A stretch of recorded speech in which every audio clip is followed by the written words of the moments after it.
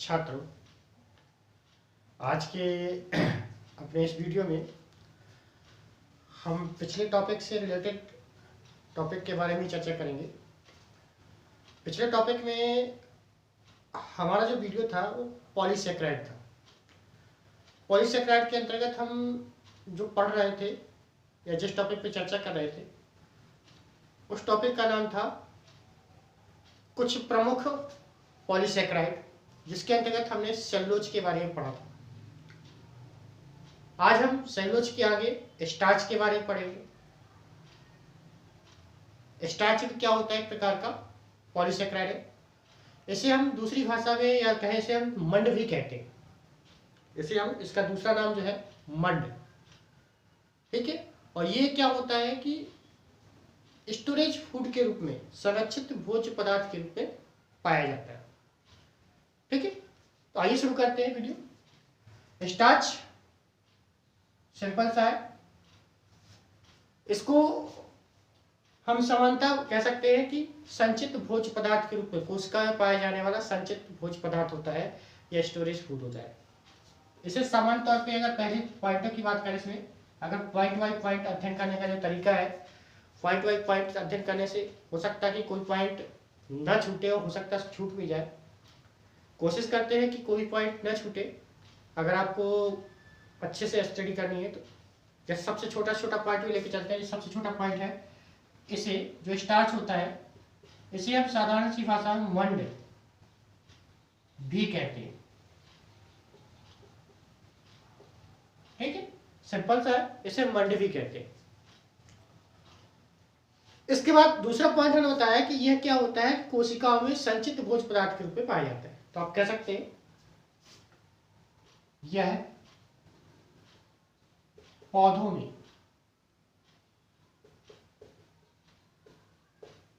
संचित भोज्य पदार्थ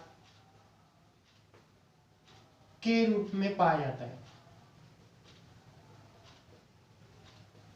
ठीक है। जब हम पौधों में संचित भोज्य पदार्थ को, जैसे कार्बोहाइड्रेट, प्रोटीन, विटामिन, वसा, समान तौर पे कार्बोहाइड्रेट की बात करते हैं, तो कार्बोहाइड्रेट को जैसे ही हम रोटी के रूप में, चावल के रूप में, आलू के रूप में मुख में रखते हैं, तो कार्बोहाइड्रेट अर्थात कार्बोहाइड्रेट में पाया जाने वाला जो स्टार्च होता है, जिसे हम कह सकते हैं स्टार्च क्या होता है, मुख में पाए जाने वाले टाइलिन या एमाइलेज एंजाइम की उपस्थिति में किसे बदल जाता है? मंड में बदल जाता है या माल्टोज में बदल जाता है, सॉरी, ठीक है। स्टार्च का पाचन कहाँ हो जाता है? माल्टोज के रूप में हो जाता है, मुख में।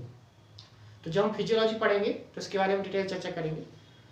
तो सामान्य तौर पे ये क्या होता है कि पौधों की कोशिकाओं में संचित भोज्य पदार्थ के रूप में अर्थात रिजर्व फूड के रूप में पाया जाता है। किस रूप में पाया जाता है? रिजर्व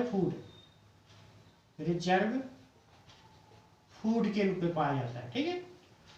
इसका तीसरा बिंदु बता सकते हैं इसके अंतर्गत कि सामान्य तौर पे जो इसके कण होते हैं, अगर हम इसके कणों की बात करें तो इसके कण जो होते हैं ग्लूकोज अणुओं के बने होते हैं। किसके बने होते हैं? ग्लूकोज अणुओं के बने होते हैं। कह सकते हैं कि ग्लूकोज के बहुत सारे अणु जब इसको मिलते हैं तो क्या बनते हैं? स्टार्च बनता है। तो समान तौर बता सकते हैं इसका और इसके कणों में ग्लूकोज के अनेक अणु मिलकर, या सिंपली तौर पे कह सकते हैं इसके कणों की बात करें तो इसके कणों में ग्लूकोज अणुओं की दो श्रृंखलाएं पाई, ऐसा कह सकते हो। इसके कणों में ग्लूकोज अणुओं की, यहां कर लो, ग्लूकोज अणुओं की दो प्रकार के पॉलीसैकेराइड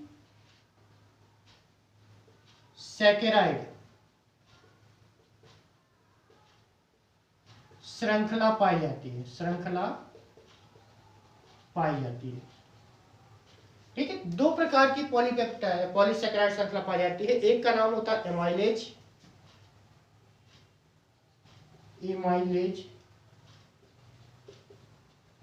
लिखे इसको, एमाइलेज होता है, तथा दूसरा होता है इसमें एमाइलोपेक्टिन।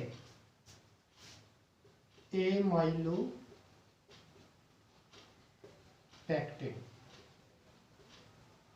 ठीक है, दो प्रकार की श्रृंखला हो गई, पहला एमाइलेज और दूसरा होता है एमाइलोपेक्टिन।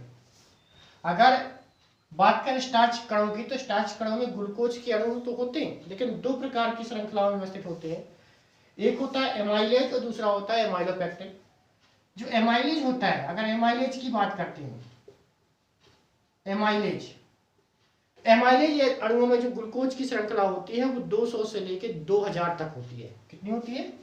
आप कह सकते हैं इसमें जो ग्लूकोज होता है, ग्लूकोज अणु, ये 200 से 2000 अणु पाए जाते हैं। ग्लूकोज के कितने अणु पाए जाते हैं? ग्लूकोज अणु 200 से 2000 पाए जाते हैं। किसमें? एमाइलेज में। ठीक है, उसी प्रकार एमाइलोपेक्टिन की बात करते हैं हम। एमाइलोपेक्टिन में जो ग्लूकोज अणु होते हैं, इसमें ग्लूकोज अणु जो है वो 250 से 5000 अणु तक होते हैं, तक पाए जाते हैं।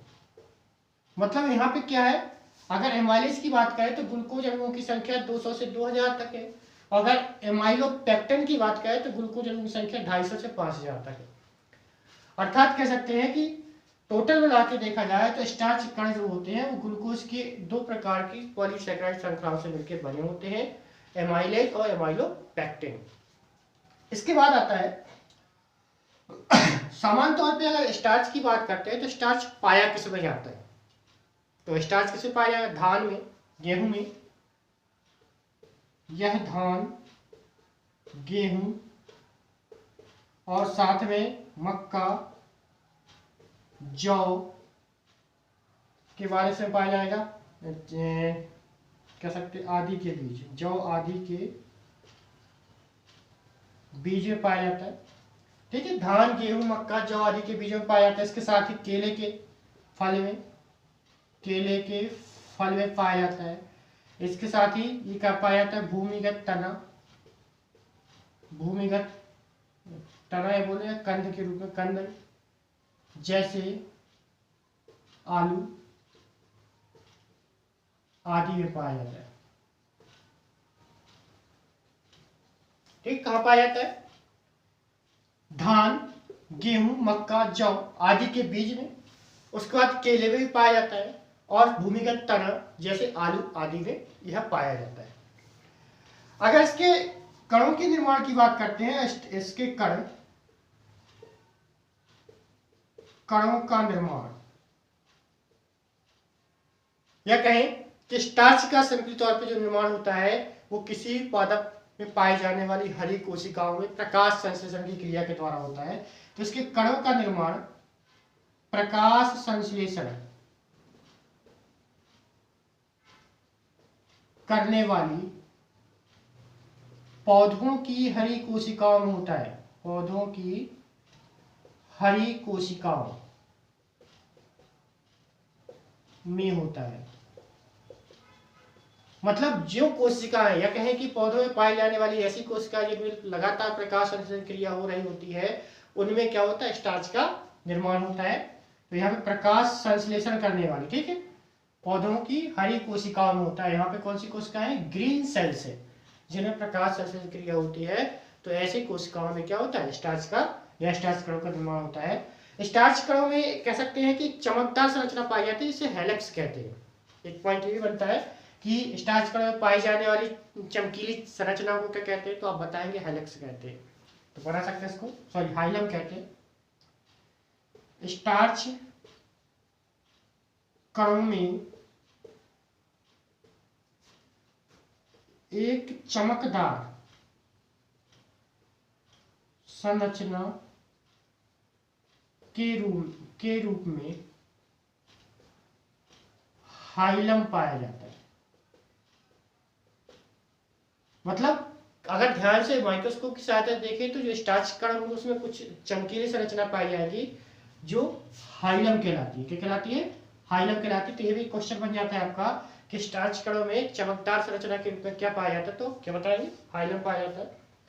इसका इनके कणों का जो आकार होता है, अगर बात करें इसका आकार, तो आकार कैसा होता है? गोल, ठीक, गोल होता है। इसके बाद अंडाकार भी हो सकता है, अंडाकार के बाद या अनियंत्रित हो सकता है, या अनियमित बोलते हैं इसको, अनियमित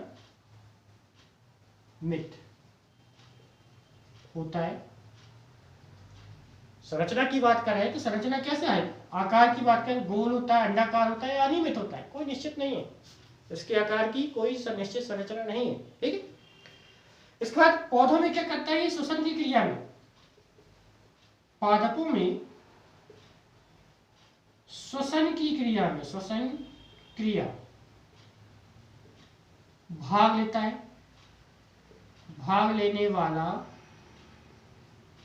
प्रमुख कार्बोहाइड्रेट है, प्रमुख कार्बोहाइड्रेट है। तो ये भी एक प्रश्न बन जाता है कि श्वसन की क्रिया में भाग लेने वाले प्रमुख कार्बोहाइड्रेट का नाम बताइए, तो कौन सा है? स्टार्च है, ठीक है। तो श्वसन की क्रिया में भाग लेने वाले किसी पौधे, अगर पौधों की कोशिकाओं की बात की जाए, न कि जंतु कोशिकाओं में, तो जंतु कोशिका सॉरी पादप कोशिकाओं में कह सकते हैं श्वसन की क्रिया में भाग लेने वाले, सामान्य तौर पर पादप कोशिकाओं में जो श्वसन की क्रिया होती है वो कोशिकीय श्वसन होती है। तो कोशिकीय श्वसन के दौरान क्या होता है? ग्लूकोज का ग्लाइकोजन में परिवर्तन होता है, सॉरी ग्लूकोज क्या करता है? ग्लूकोज से पायरुविक अम्ल बनता है कोशिकीय श्वसन के दौरान, और पायरुविक अम्ल से क्या बनता है?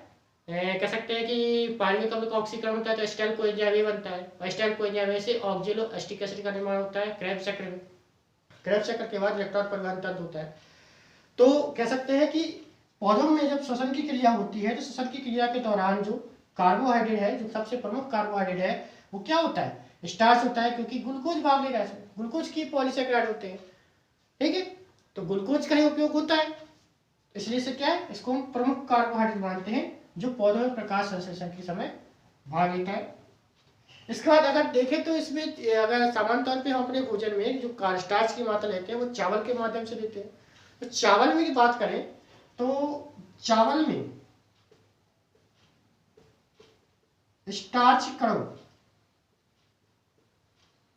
का आकार जो होता है वो होता है 1.0 माइक्रोन। इसी प्रकार आलू की बात करें, आलू में ये भी पूछ लेता है चावल में किस प्रकार का होता है। आलू में बात करें तो आलू में होता है ये 100, आलू में 100 माइक्रोन का कितना होता है? चावल में कितना हुआ? 1.0, और चावल में, आलू में कितना हुआ? 100 माइक्रोन का होता है, ठीक है। अगर इसके उपयोग की बात करते हैं, सामान्य तौर पे जो इसका उपयोग है, इसका उपयोग कार्बोहाइड्रेट स्रोत के रूप में तो करते ही हैं, साथ ही में अगर इसकी स्पेशल देखा जाए तो जो कह सकते हैं कि सूती वस्त्र वगैरह होते हैं, कॉटन के वस्त्र होते हैं, उन वस्त्रों में एक प्रकार की माड़ी का उपयोग करते हैं उसको कड़ा बनाने के लिए, ताकि वस्त्र जो बहुत मुलायम हो जाते हैं वो कुछ देर के लिए सख्त रहे। तो इसका माड़ी का उपयोग करते हैं कपड़े को कड़ापन करने के लिए। तो आप बता सकते हैं इसका उपयोग वस्त्र आदि में कड़ापन लाने के लिए किया जाता है, ठीक है। तो ये इसके अतिरिक्त और भी उपयोग है जो सामान्य तौर पे कह सकते हैं कि पूछे जाते हैं, सामान्य तौर पे नहीं पूछे जाते, लेकिन कह सकते हैं इसके उपयोग से जो क्वेश्चन बनते हैं, या कहें कि स्टार्च में जो क्वेश्चन बनते हैं वो यही इसी क्वेश्चन है जो एग्जाम की दृष्टि से इंपॉर्टेंट होते हैं। हो सकता है कि कोई बिंदु छूट गए हो तो हम उनको अगले वीडियो में, आगे आने वाली वीडियो में उसको भी क्लियर कर चलेंगे जब हम फिजियोलॉजी पढ़ाएंगे। तो इसका पाचन होगा तो इसमें कौन से एंजाइम इसके विघटन में भाग लेते हैं, तो ये सारी चीज़ें जैसे एमाइलेज, टाइलिन वगैरह है, तो ये सब हम फिजियोलॉजी पढ़ाएंगे तो उसके बारे में बताएंगे। एक बार फिर देख लें, इसमें सामान्य तौर पर जो स्टार्च होता है ये, इसे हम दूसरी भाषा में एक प्रकार का पॉलीसैकेराइड है जो कोशिका द्रव्य में पाए जाने वाला एक प्रकार का अवराहक अणु है, ठीक है। इसको हम सामान्य भाषा में कहें कि दूसरे शब्दों में इसको हम मंड भी कहते हैं, और यह पादप कह सकते हैं यह कोशिका में पाए जाने वाला एक प्रकार का स्टोरेज फूड के रूप में स्टोरेज फूड होता है या संरक्षित भोज्य पदार्थ होता है पौधों में, जिसका उपयोग सभी जीव जंतु अपनी ऊर्जा के लिए करते हैं। इसके कणों की बात करें तो इसके कणों में ग्लूकोज के अणु दो प्रकार की पॉलीसेकेराइड श्रृंखलाओं के रूप में पाए जाते हैं। एक होता है एमाइलेज और दूसरा होता है एमाइलोपेक्टिन।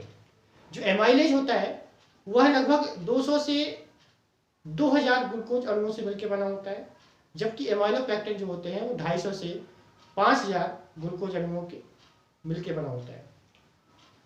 इसके बाद बात करते हैं कि अगर इसकी उपस्थिति की बात करें तो यह धान, गेहूं, मक्का, जौ आदि के बीजों में पाया जाता है। इसके अतिरिक्त केले के फल में पाया जाता है और साथ ही में कुछ भूमिगत कंद जैसे आलू आदि में यह भरपूर मात्रा में पाया जाता है। इसके कणों की बात करते हैं तो इसके कणों का निर्माण जो करने वाली कोशिकाएं होती हैं वो सामान्यतः हरी कोशिकाएं होती हैं, जिन्हें प्रकाश संश्लेषण की क्रिया के दौरान इसका निर्माण होता है। इसके बाद स्टार्च कणों में एक प्रकार के चमकदार संरचना जो पाई जाती है उसे हाइलम कहते हैं और इसका आकार जो होता है गोल अंडाकार अनियमित होता है, अर्थात कोई निश्चित आकार नहीं हो सकता। पौधों में यह श्वसन की क्रिया में भाग लेने वाला एक प्रमुख कार्बोहाइड्रेट कहलाता है। श्वसन की क्रिया में जो भाग लेता है वो प्रमुख कार्बोहाइड्रेट है। और चावल में इसका उपयोग, यह कहें कि चावल में अगर स्टार्च की बात करते हैं तो स्टार्च कणों का आकार जो होता है 1.0 माइक्रोन का होता है। उसी प्रकार आलू की बात करें तो आलू में इसका आकार जो होता है 100 माइक्रोन का होता है। सामान्य तौर पे इसके उपयोग की बात करते हैं तो इसके उपयोग में कह सकते हैं कि जो सूती वस्त्र वगैरह, कॉटन वगैरह के वस्त्र होते हैं उनमें क्या करते हैं, उनमें कड़कपन लाने के लिए माड़ी के रूप में इसका उपयोग किया जाता है। ठीक है, तो ये था पॉलीसेकेराइड के अंतर्गत स्टार्च टॉपिक। ठीक है, अगर जानकारी अच्छी लगी हो तो वीडियो को लाइक करें, शेयर करें, अधिक से अधिक लोगों को शेयर करें। ठीक है, साथ ही में चैनल पर यदि पहली बार है तो चैनल को सब्सक्राइब करें और ऑल बेल आइकन को प्रेस करें ताकि आने वाली वीडियो का नोटिफिकेशन आपको समय पर प्राप्त होता रहे और आपकी स्टडी लगातार जारी रहे। ठीक है, धन्यवाद।